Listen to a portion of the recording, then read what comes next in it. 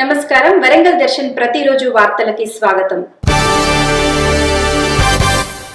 అర్హులైన వారందరికీ సంక్షేమ పథకాలను అందించేందుకు రాష్ట్ర ప్రభుత్వం కృషి చేస్తుందని వరంగల్ పశ్చిమ నియోజకవర్గ శాసనసభ్యులు నాయని రాజేందర్ రెడ్డి అన్నారు. తెలంగాణ రాష్ట్ర ప్రభుత్వం అత్యంత ప్రతిష్టాత్మకంగా చేపట్టిన ప్రజాపాలన కార్యక్రమం వరంగల్ మహానగర పాలక సంస్థ పరిధిలోని 4వ పెద్దమ్మగడ్డ 5వ డివిజన్ కొత్తూరు జెండా కమ్యూనిటీ హాల్లో గురువారం నిర్వహించారు.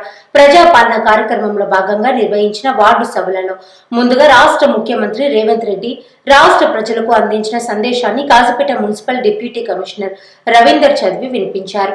ఈ కార్యక్రమానికి వరంగల్ పశ్చిమ ఎమ్మెల్యే నాయని రాజేందర్ రెడ్డి మాట్లాడుతూ ఎన్నికలకు ముందు రాష్ట్ర ప్రజలకు మహాలక్ష్మి, రైతు భరోసా, చేయూత, ఇందిరమ్మ ఇండ్లు, గృహజ్యోతి, రాజీవ్ ఆరోగ్యశ్రీ పథకాన్ని 5 లక్షల నుండి 10 లక్షలకు పెంపు గురించిన 6 గ్యారంటీలను అధికారంలోకి వచ్చిన తర్వాత అమలు చేస్తామని హామీ ఇచ్చారని పేర్కొన్నారు. ప్రజా ఆశీర్వాదంతో అధికారంలోకి వచ్చిన ప్రభుత్వం ఇచ్చిన హామీలను ముఖ్యమంత్రి రేవంత్ రెడ్డి నేతృత్వంలో తప్పకుండా అమలు చేస్తామని అన్నారు. అర్హులందరికీ ప్రభుత్వ పథకాలు అందజేస్తామని తెలిపారు. ప్రజా పాలన కార్యక్రమంలో భాగంగా వరంగల్ పశ్చిమ నియోజకవర్గంలోని ప్రతి డివిజన్ లో ప్రభుత్వ పథకాలను అందించేందుకు ప్రజల నుండి దరఖాస్తులను స్వీకరించేందుకు కౌంటర్లను ఏర్పాటు చేసినట్లు తెలిపారు. ప్రతి డివిజన్ లోని ప్రజలకు దరఖాస్తు పత్రాలు అందుతాయని, ఎవరు కూడా ఆందోళన చెందనవసరం లేదని అన్నారు. ఈ సందర్భంగా జిల్లా గ్రంథాలయ సంస్థ చైర్మన్ ఎండి అజీజ్ ఖాన్, వరంగల్ మహానగర పాలక సంస్థ కమిషనర్ రిజ్వాన్ బాషా షేక్, అదనపు collector Mahender ji, central zone DCP M Bari, ACP Kiran Kumar, RDO L Ramesh, తహసీల్దార్ విజయ్ కుమార్, నోడల్ అధికారి శ్రీను, కార్పొరేటర్లు పోతుల శ్రీమాన్, తోట వెంకటేశ్వర్లు, ఇతర అధికారులు, సిబ్బందితో పాటు ఆయా డివిజన్ల ప్రజలు పాల్గొన్నారు. కాంగ్రెస్ పార్టీ ఏం చేసింది అనేది చెప్పినాం, గర్వంగా ఏమి చేయబోతుంది అని కూడా చెప్పినాం. ఎలక్షన్ల ముందు ఆరోగ్యశ్రీ, ఫీజు రియంబర్స్మెంట్, రేషన్ షాపులలో 10 రకాల సరుకులు ఎన్నో ఇచ్చినాం.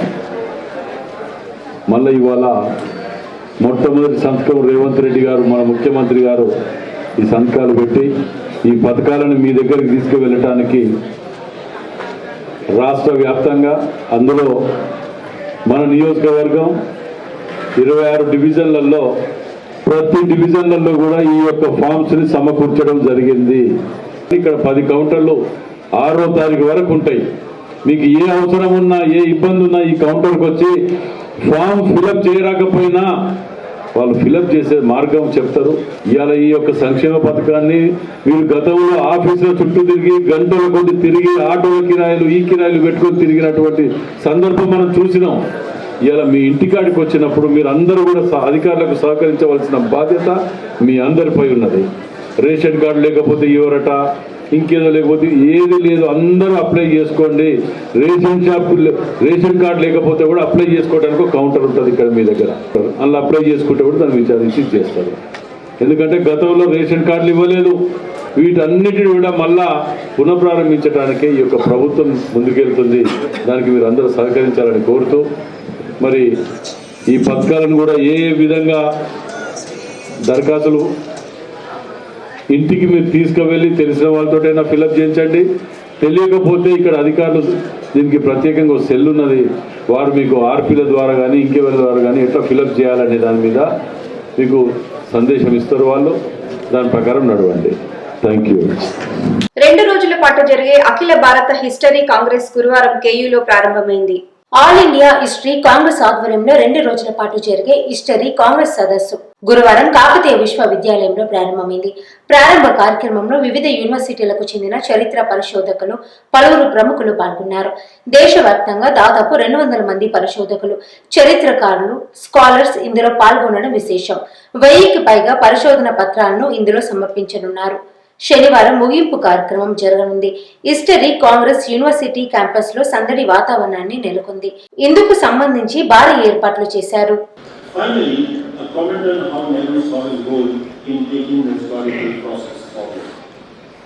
The lessons he learned from Indian history of the acceptance of the existence of multiple groups, of a non-violent dialogical tradition, of negotiating of truth claims and conflict, and arriving at a higher level of synthesis were greatly strengthened by his increasingly deeper understanding of Mahatma Gandhi and Gandhiji's practice. This involved a change in his own Marxist understanding, which he had argued till the mid-1930s, as seen in his autobiography, towards a more complex Gramscian Marxian understanding of how change was to be negotiated, which is reflected in his later writing, The Discovery of India. గురువారం నుంచి రాష్ట్ర ప్రభుత్వం నిర్వహిస్తున్న ప్రజాపాలన కార్యక్రమాన్ని police commissioner Ambar Kishore ఝా పరిశీలించారు. రాష్ట్ర ప్రభుత్వం నిర్వహిస్తున్న ప్రజా పాలనకు సంబంధించి పోలీస్ బందోబస్తు, ప్రజాపాలన నిర్వహణ తీరును వరంగల్ పోలీస్ కమిషనర్ అంబర్ కిషోర్ ఝా గురువారం పరిశీలించారు. ఇందులో భాగంగా హన్మకొండ జిల్లా గుండ్ల సింగారం, పలివెల్పుల గ్రామాల్లో నిర్వహిస్తున్న ప్రజా పాలన కార్యక్రమాన్ని పోలీస్ కమిషనర్ క్షేత్రస్థాయిలో పరిశీలించారు. ఈ సందర్భంగా పోలీస్ బందోబస్తు ఏర్పాట్లను పర్యవేక్షణ చేయడంతో పాటు ఈ కార్యక్రమంలో దరఖాస్తులు అందజేయడానికి వచ్చిన వృద్ధ మహిళలతో కొద్దిసేపు ముచ్చటిస్తూ దేని గురించి దరఖాస్తు చేసుకుంటున్నావు, ఏమైనా ఇబ్బందులు ఉన్నాయా అని పోలీస్ కమిషనర్ అడిగి తెలుసుకున్నారు. ప్రజాపాలన దరఖాస్తుల స్వీకరణలో ఎలాంటి ఇబ్బందులు లేకుండా 66వ డివిజన్లో అన్ని ఏర్పాట్లు చేశామని greater Warangal municipal corporation commissioner Rizwan Basha అన్నారు. ప్రజాపాలన దరఖాస్తుల స్వీకరణలో ఎలాంటి ఇబ్బందులు లేకుండా 66వ డివిజన్లో అన్ని ఏర్పాట్లు చేశామని greater Warangal municipal corporation commissioner Rizwan Basha అన్నారు. వరంగల్ నగరంలోని ఇండోర్ స్టేడియంలో ఏర్పాటు చేసిన ప్రజాపాలన దరఖాస్తుల స్వీకరణ కార్యక్రమాన్ని కమిషనర్ పరిశీలించారు. ప్రతి డివిజన్లో ఇబ్బందులు కలగకుండా మహిళలకు, పురుషులకు మరియు వృద్ధులకు వేరువేరుగా క్యూ లైన్లు ఏర్పాటు చేశామని, కాంగ్రెస్ ప్రభుత్వం మేనిఫెస్టో పెట్టిన 6 గ్యారెంటీలు అమలు చేసేందుకు ఈ దరఖాస్తులు ఉపయోగపడతాయని, ప్రజలు ఎవరూ ఆందోళన చెందాల్సిన అవసరం లేదని వారు తెలిపారు. వారు వారి డివిజన్లలో కేటాయించిన చోట్ల దరఖాస్తులు ఇవ్వాలని, ఈ ప్రక్రియ ఇప్పటితో అయిపోదని, ప్రతి 4 నెలలకు ఒకసారి జరుగుతూ ఉంటుందని, ప్రజల సమన్వయంతో ఉండాలని కమిషనర్ సూచించారు.